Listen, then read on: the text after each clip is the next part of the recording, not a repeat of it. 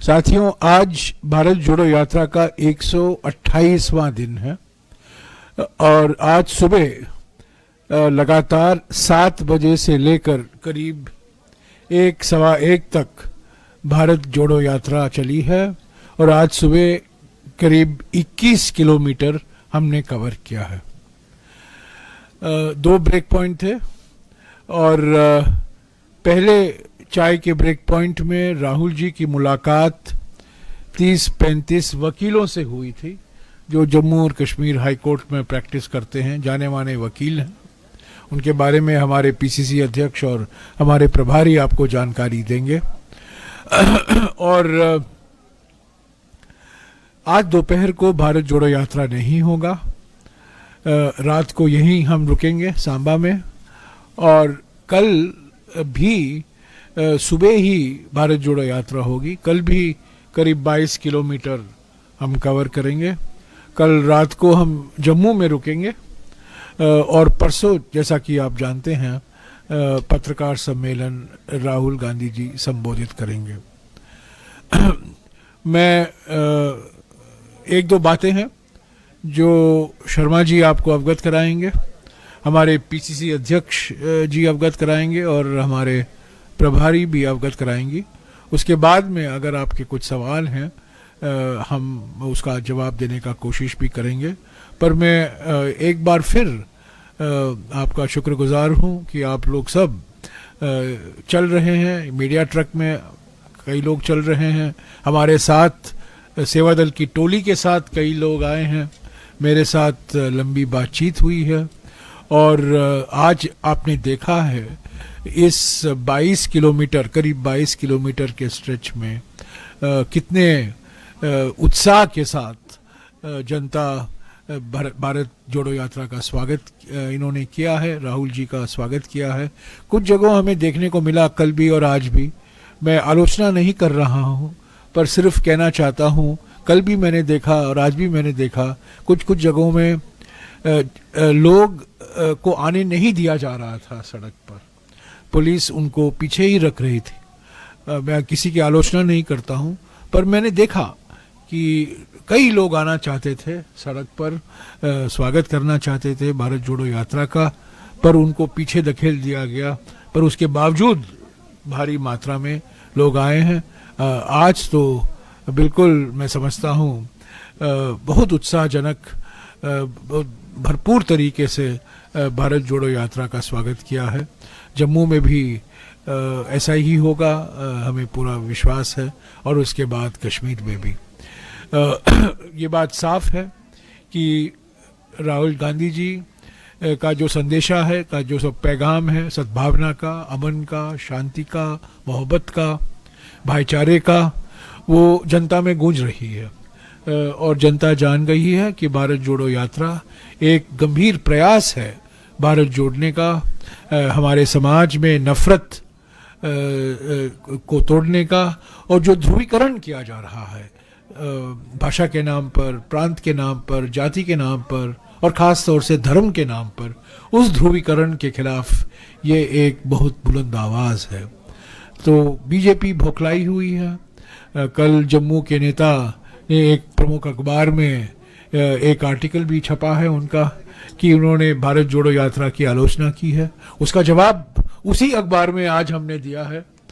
हमारे 2 साथी अमिताभ दुबे और सलमान सोज का आर्टिकल छपा है और ये नेता जो मंत्रिमंडल में एक मिनिस्टर भी हैं, उन्होंने घबराए हुए हैं, भौखलाए हुए हैं, परेशानी में हैं क्योंकि 128 दिन के बाद वो उठ गए हैं और वो भारत जोड़ो यात्रा का जिक्र कर रहे हैं। 128 दिन के लिए वो सो रहे थे पर 128वां दिन जब आया और उन्होंने देखा कि खास तौर से जम्मू और कश्मीर में भारत जोड़ो यात्रा को इतना स्वागत मिल रहा है, यहीं के जो सांसद हैं और जो मंत्रिमंडल है, प्राइम मिनिस्टर्स ऑफिस में भी मंत्री हैं, उन्होंने भारत जोड़ो यात्रा की आलोचना करने की कोशिश की है।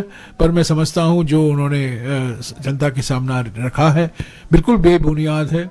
आर्थिक विषमताओं के बारे में उन्होंने कुछ कहा नहीं है, सामाजिक ध्रुवीकरण के बारे में उन्होंने कुछ नहीं कहा।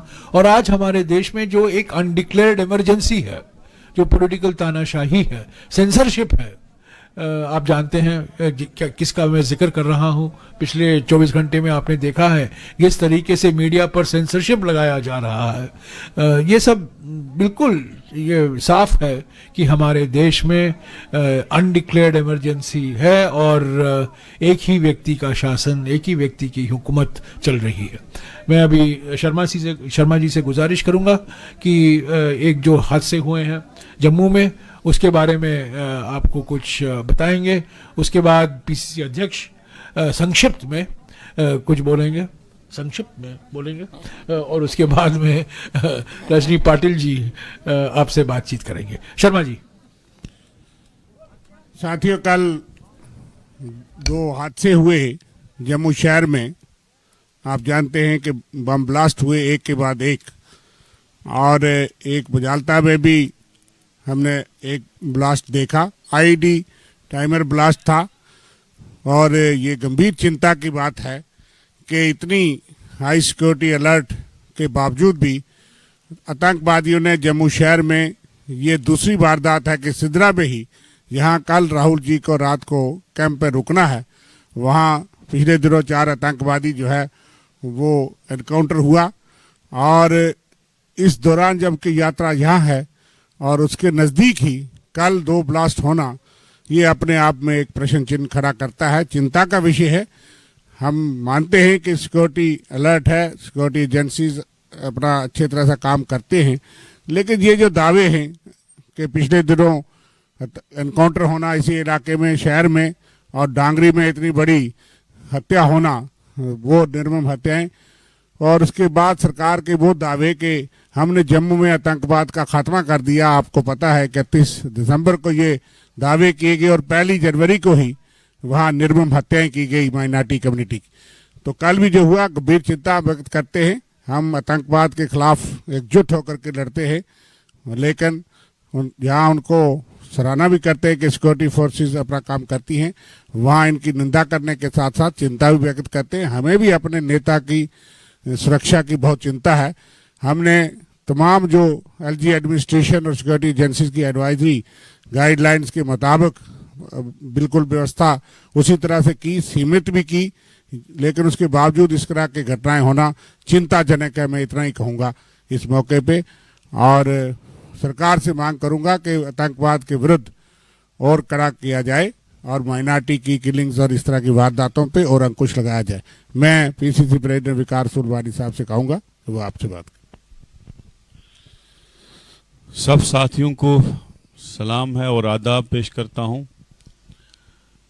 जैसा कि जयराम रमेश जी ने कहा कि भारत जोड़ो यात्रा आज 22 किलोमीटर चली, और आपने देखा मैं सांबा और जो कुठवा का कुछ थोड़ा सा एरिया था, सब लोगों का बहुत बहुत शुक्रगुजार हैं। हम कांग्रेस पार्टी की तरफ से उनका शुक्रिया करते हैं कि जिस उत्सव से आप सब लोगों ने देखा कि हजारों की तादाद में भीड़ जो है वो राहुल गांधी जी के स्वागत में खड़ी थे, और किस तरीके से किन दिल की गहराइयों से, किस प्यार से, किस मोहब्बत से वो राहुल जी को भाई कर रहे थे, टाटा कर रहे थे, और राहुल जी उनको आगे से और प्यार बांट रहे थे।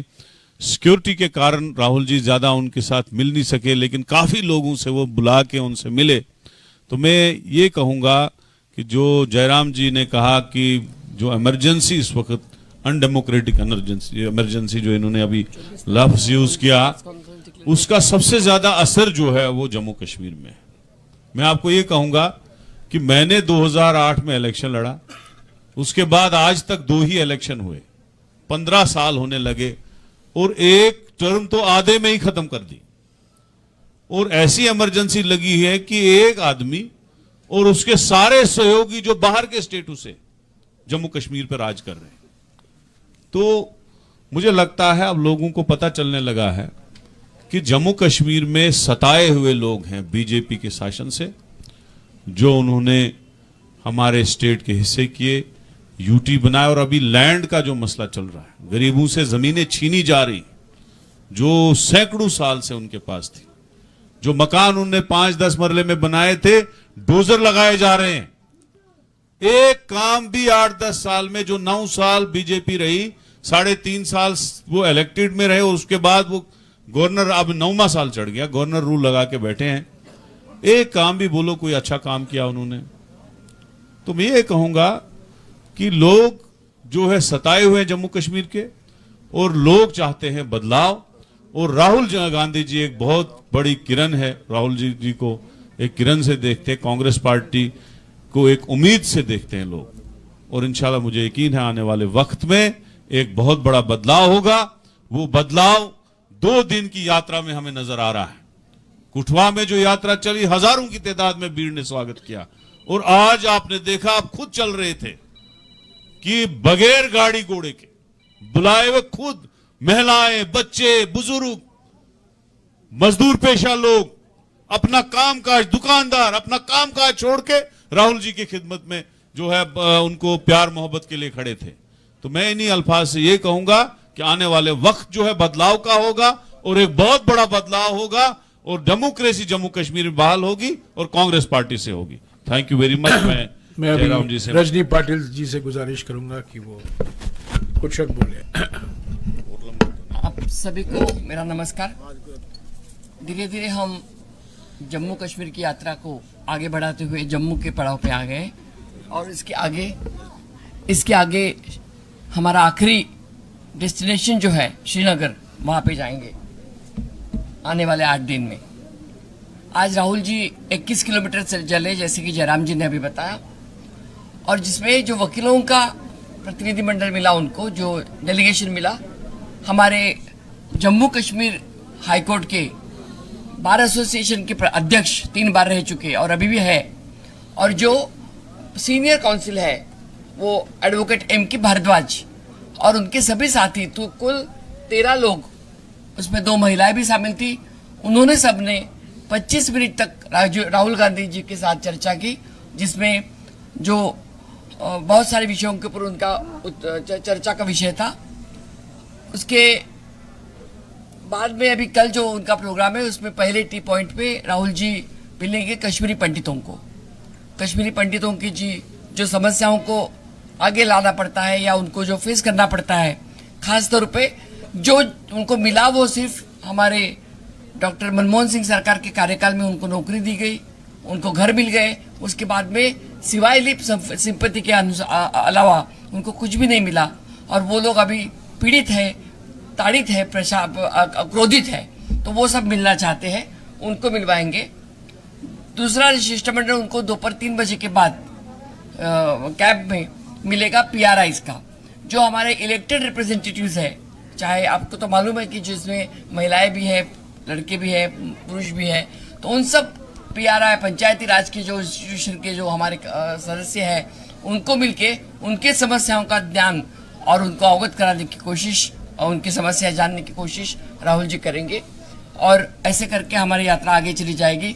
इसके आगे का प्रोग्राम मेरे ख्याल से जयराम रमेश जी बात करेंगे। मैं आपके सवालों के पहले एक और चीज़ आपकी जानकारी में लाना चाहता हूं कि आज भारत जोड़ो यात्रा की शुरुआत कठवा में 7 बजे को हमने जम्मू और कश्मीर के बड़े नेता, कांग्रेस नेता, जो 20 साल से भी ज़्यादा यहाँ वित्त मंत्री रह चुके थे, 2 बार सांसद रह चुके थे, स्टॉन्च नेहरूवियन जिसे कहलाते हैं, नेहरूवादी थे, गिरधारी लाल डोगरा जी, उनके मूर्ति से हमने शुरुआत की। वहाँ हमने माल्यार्पण किया। रजनी जी थी, दिग्विजय सिंह जी थे, मैं था, भारत यात्री थे। वहीं से हमने सेवादल की टोली और भारत जोड़ो यात्रा की शुरुआत की। और गिरधारी लाल डोगरा तो आप जानते हैं, बहुत बड़े कांग्रेस के नेता थे, पंडित जी के बहुत करीबी थे, इंदिरा जी के बहुत करीबी थे, और वो यहाँ के वित्त मंत्री 20 साल से भी ज़्यादा थे, और उनके दामाद हमारे देश के वित्त मंत्री भी थे, और आप जानते हैं कि वो भारतीय जनता पार्टी में थे। हाँ जी, आपके सवाल।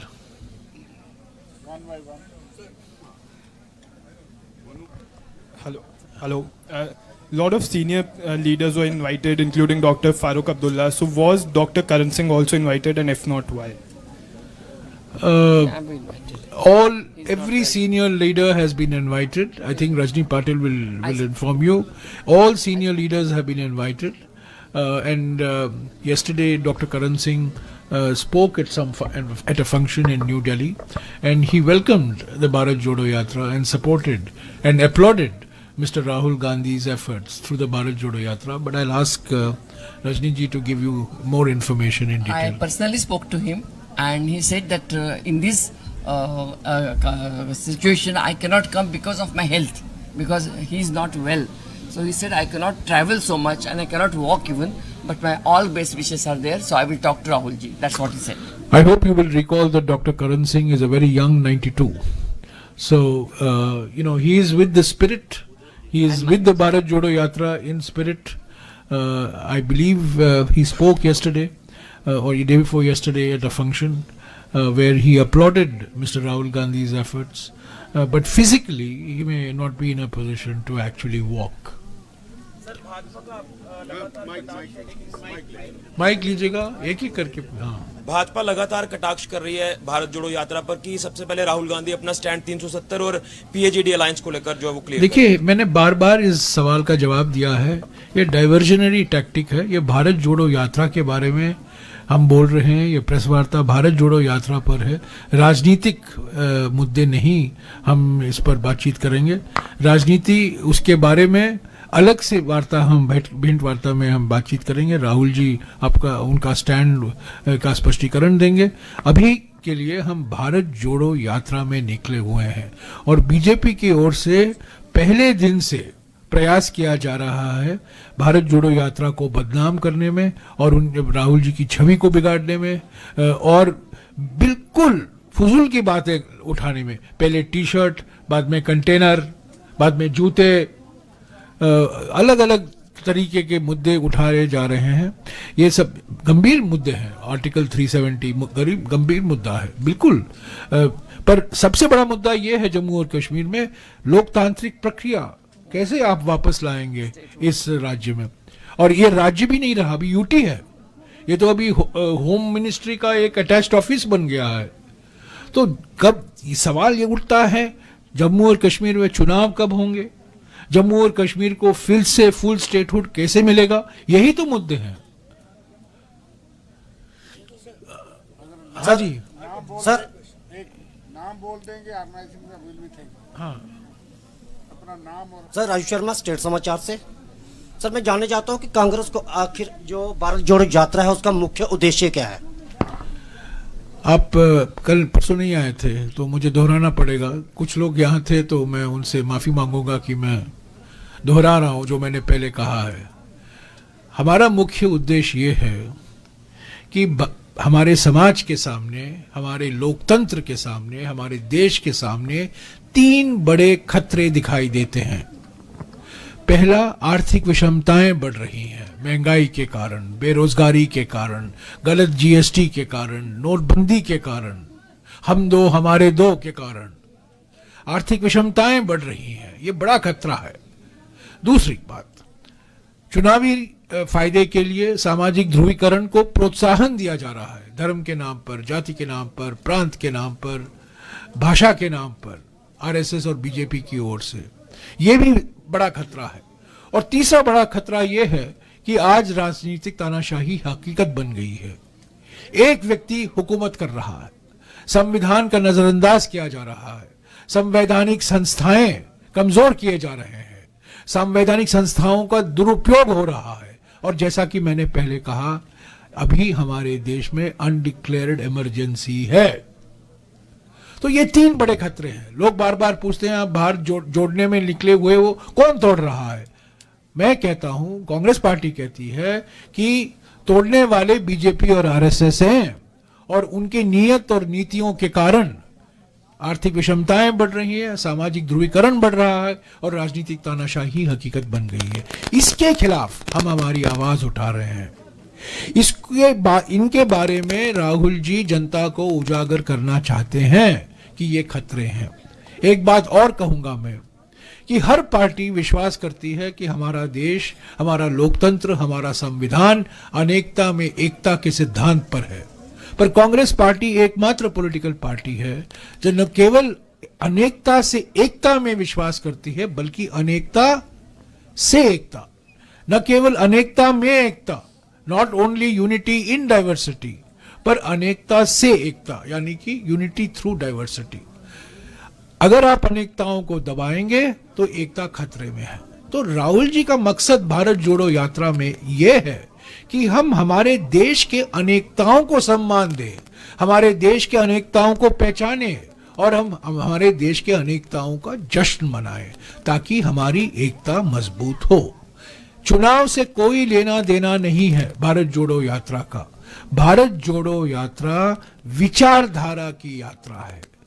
विचारधारा के आधार पर हम बीजेपी आरएसएस से मुकाबला करने के लिए हमने भारत जोड़ो यात्रा निकाला है। भारत जोड़ो यात्रा एक इवेंट नहीं है, एक मूवमेंट है, एक आंदोलन है, एक जन आंदोलन है, ये इवेंट नहीं है। शर्मा जी ने उसका जवाब दिया है। मैं कह रही हूँ कि जो तयशुदा कार्यक्रम है कांग्रेस पार्टी के 30 जनवरी तक, क्या वो वही रहेंगे या उसमें कुछ बदलाव किए गए हैं सिक्योरिटी कंसर्न्स को देखते हुए? शर्मा जी,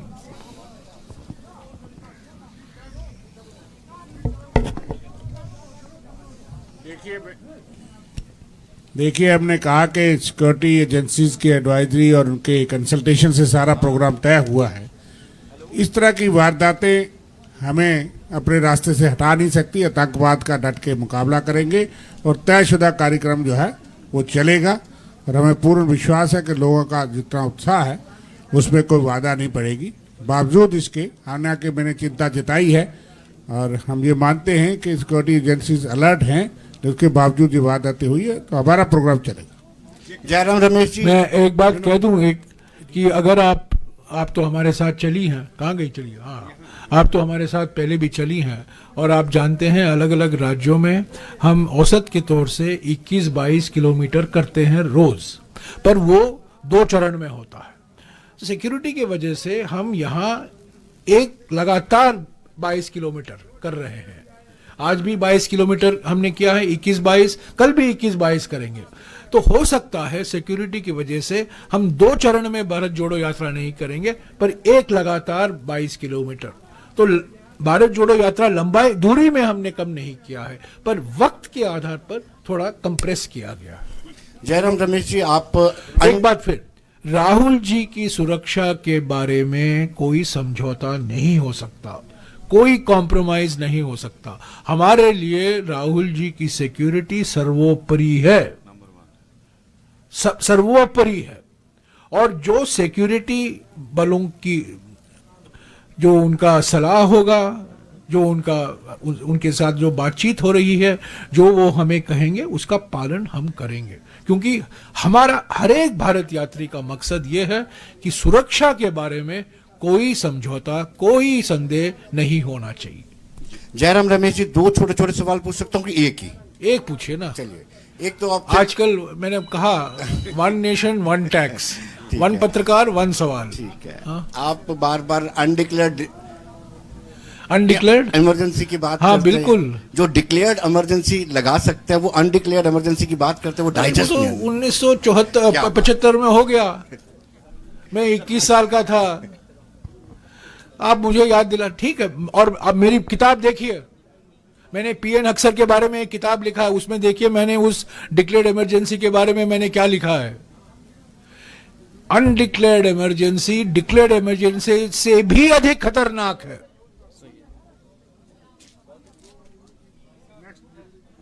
ये एक लोकतांत्रिक दिखावा जो देते हैं ना, ये डेमोक्रेसी की आत्मा को इन्होंने खत्म कर दिया है।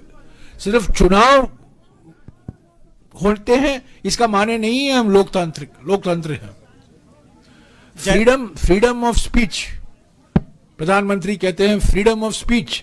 मैं प्रधानमंत्री से पूछना चाहता हूं, प्रधानमंत्री जी, फ्रीडम ऑफ स्पीच पर्याप्त नहीं है, फ्रीडम आफ्टर स्पीच क्या होता है वो बताइए।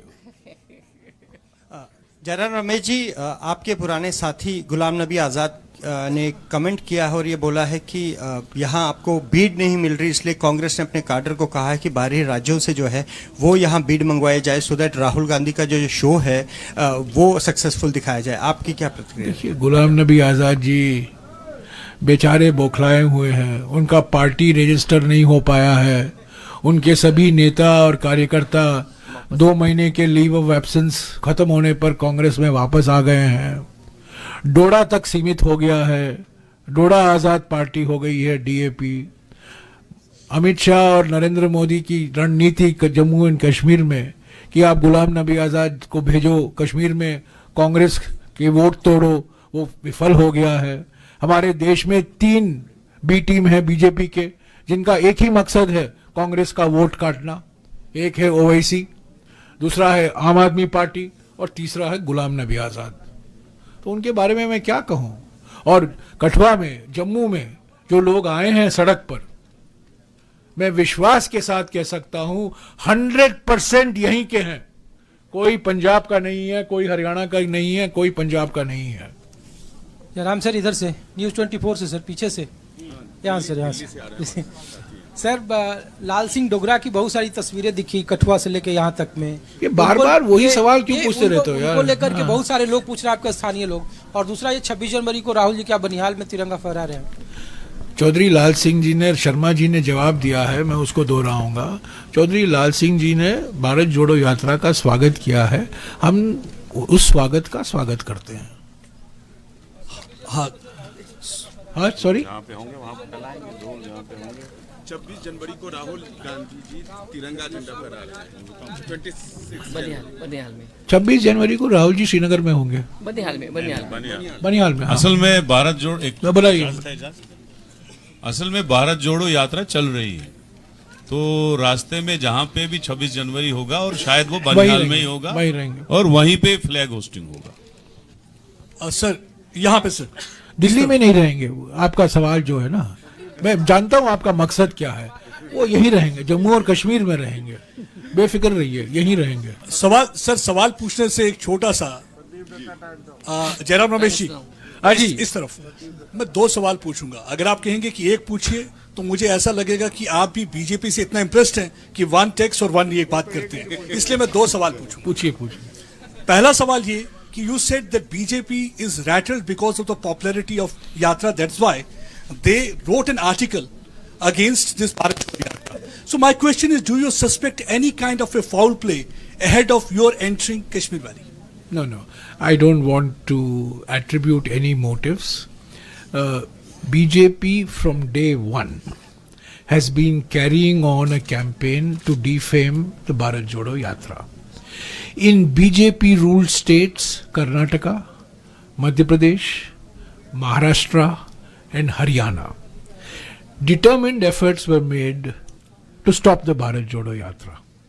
But the Bharat Jodo Yatra was very successful in all the BJP ruled states. Now, I don't think that the BJP expected that the Congress party will take out Bharat Jodo Yatra, number one.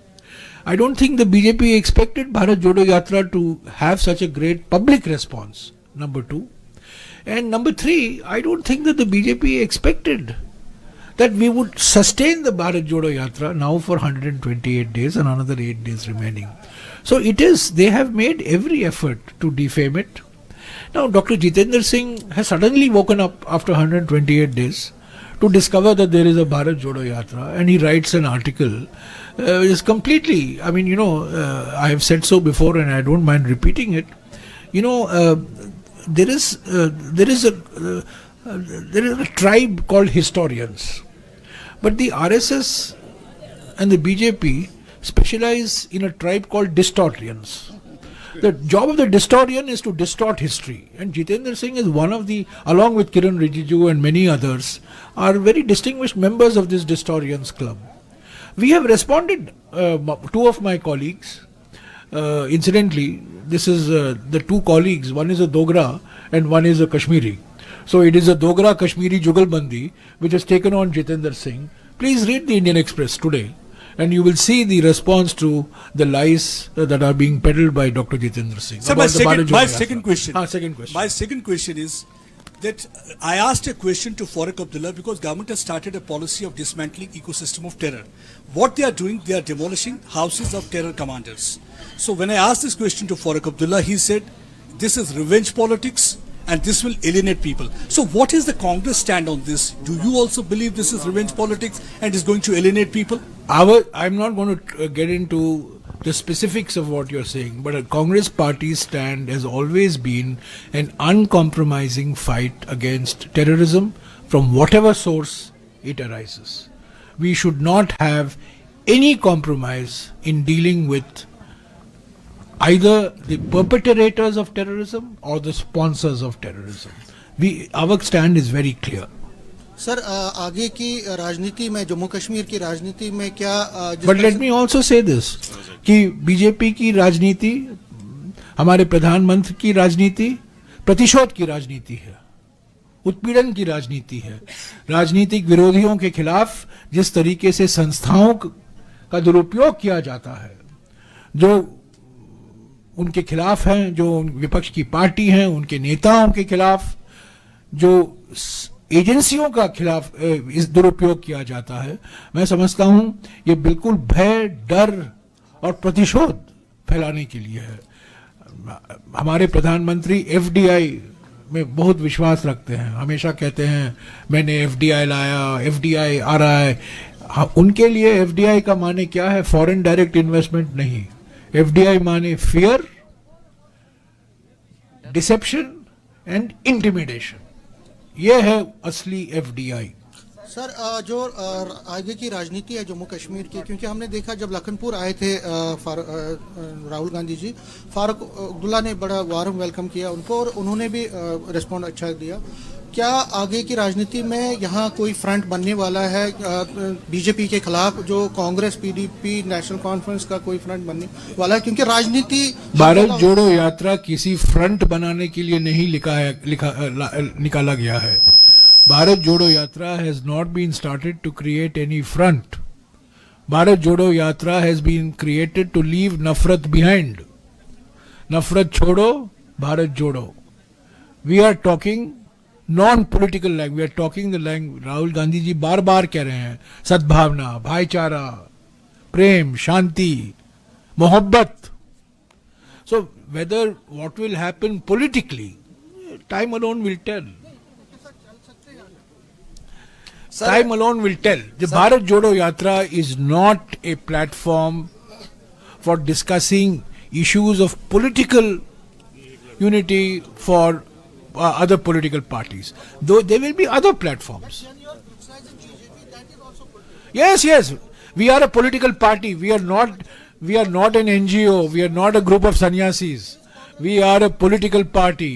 And the Bharat Jodo Yatra is aimed at fighting the divisive politics of the BJP. Yes. Sir, my question is last question. I'm from social media and मैं काफ़ी लंबे अरसे से ये चीज़ watch कर रहा हूँ जम्मू कश्मीर के अंदर कि जिस तरीके से कश्मीर की मेन स्ट्रीम पॉलिटिकल पार्टीज़ ने आप लोगों का समर्थन किया। डॉक्टर फारूक अब्दुल्ला लखनपुर में आए, उन्होंने वेलकम किया, ग्रैंड वेलकम हुआ। क्या कल को पीएचडी अलायंस को कांग्रेस सपोर्ट देगी? क्या पीएचडी अलायंस को सपोर्ट मिलेगा कांग्रेस? ये भारत जोड़ो यात्रा के बाद ये सब सवाल कीजिए, ठीक है? भारत जोड़ो यात्रा में हम ये चुनावी राजनीति, अलायंस की राजनीति के बारे में हम नहीं बात करते। भारत जोड़ो यात्रा में हम विचारधारा की राजनीति के बारे में बात करते हैं, ठीक है? थैंक यू, धन्यवाद, थैंक यू। बहुत बहुत शुक्रिया सबका।